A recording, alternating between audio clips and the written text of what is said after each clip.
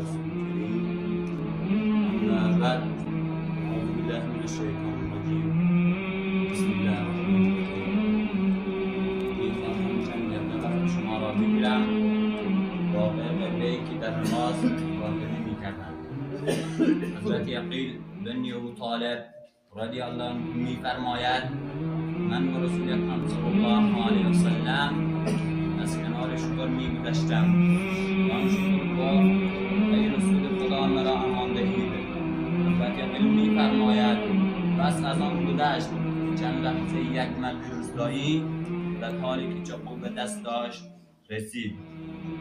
رسول اکرم صلی الله علیه و سلم به آن روستایی گفت می‌خواهی چیکار بکنی؟ روستایی گفت ای رسول خدا من شتر را با قیمتی گذار خریدم که این شتر نافرمانی می‌کند.